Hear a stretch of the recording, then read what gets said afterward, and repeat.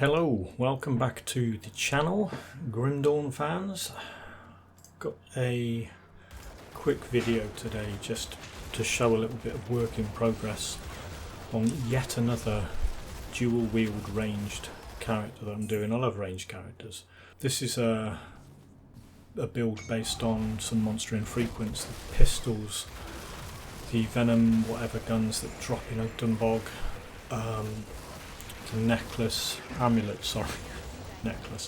amulet that drops from a mini-boss a couple of rifts north of Devil's Crossing, and the medal that drops off basilisks again in Ogdenbog.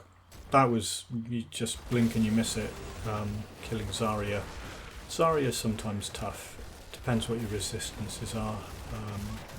Got a fair bit of chaos resistance and absorption on this. This is killing the Dreeg mini-boss as part of the Hidden Path quest. This is where you unlock that area over in East March eventually and get a shrine and a skill point. The whole point of this is, like I said, I like doing ranged builds, and I like doing different ranged builds. I've done several pyromancers using the Dark Blaze set, and that's just really good. That's just a great build. The Purifier, the Elemental Purifier build using the Arcanum Sigillus pistols, again that's really good. That's great if you want to consistently farm Lokar. The other weird range build I did recently was an Apostate using vitality damage, only a single pistol and a heck of a lot of damage conversion. That used Inquisitor stuff as well. Actually, you can see from this the Scorpion Sting devotion that I've got on the Inquisitor seal. You can use the Inquisitor seal as you're kind of supposed to use it when you stand on it. But what you can also do, because you can cast more than one of these things at a time, you can go and drop one on a totem or where a boss is going to spawn or whatever. Use it like a landmine. It'll do the damage that the seal does, and it's got a proc chance of triggering that Scorpion Sting, which is really good. While I was playing around with this, I did a lot of experimentation where I'd get a group of enemies and drop that thing on them and just stand there and watch what happened. Most of the time I didn't need to do anything else. Now the whole point of this is Blood of Dreeg's really the key part of this. There's so many bits and pieces of gear that add effects, damage effects, life, regen, all sorts of stuff to Blood of Dreeg. The medal, there are probably better medals that I could use, but again I can't really be bothered. I don't need to. But the medal adds the amount of time the Blood of Dreeg stays up, and a bunch of other things. But the main thing with this is those guns each gun does a 45% damage conversion of elemental damage to acid damage on Blood of Dreeg. Now this is something that I never used to really understand. It doesn't mean Blood of Dreeg does damage, because it doesn't. What it means is that while you've got Blood of Dreeg up, that damage conversion is active. So it's kind of a join the dots thing, isn't it? You get the gun and you see what it does, and it says adds X, Y, and Z damage conversion to Blood of Dreeg. What it means is that the damage that any of your skills deal, elemental damage, while Blood of Dreeg is up, that's converted to acid damage. So everything, so anything that procs, anything that does elemental damage. So you could, in theory, I mean it would be a bit pointless, but you could set up a whole load of devotions that did elemental damage on this build, and that would get converted to acid. So you could have acid damage meteor storm thingies or whatever, acid damage fissure. And that's why saying that this is work in progress. What I mean is, really all I need for this build to work are those guns and Blood of Dreeg. I don't need Bloody Pox, I don't need Curse of Frailty, I don't need the specific devotions that I've set up. It would still work. The pistols and Blood of Dreeg. What I might do in another video is just disable everything apart from the pistols and Blood of Treeg and just run around like that and see what happens. I'd probably die.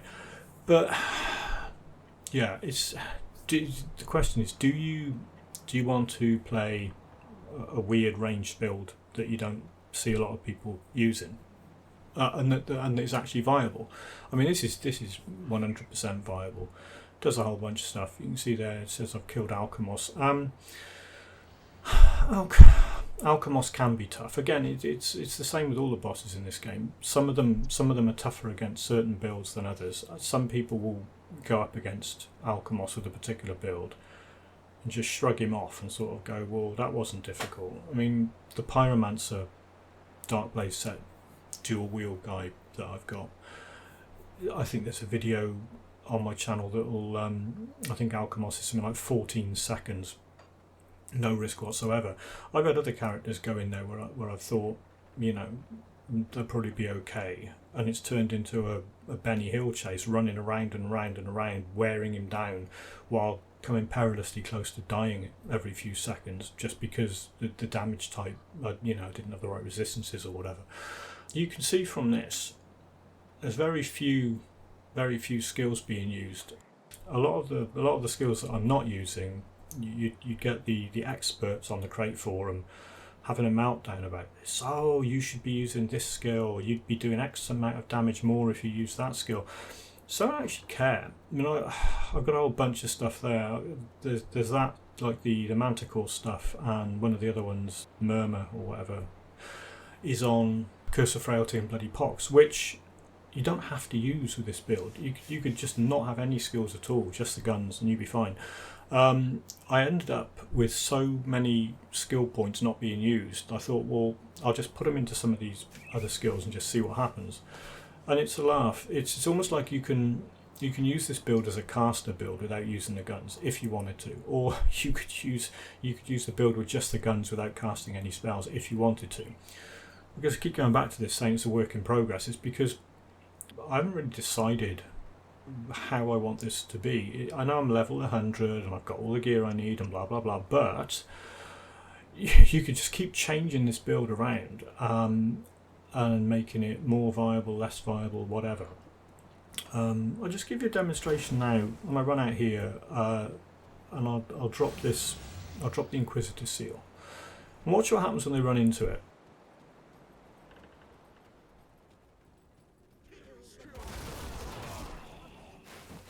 It procs the... there you go, they've gone. Now I'll just drop it and I won't attack them, I'll just leave it up. And they just run in and... yeah.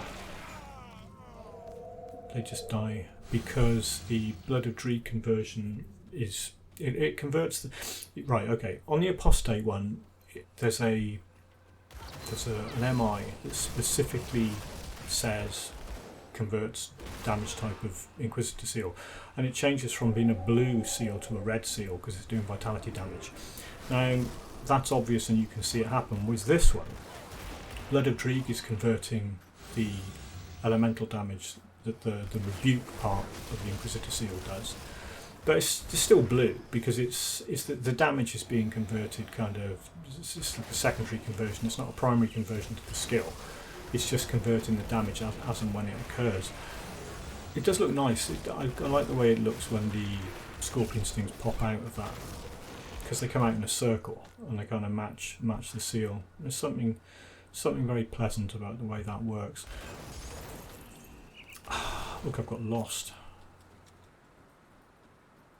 Come on, go somewhere and kill something. People want to see things die.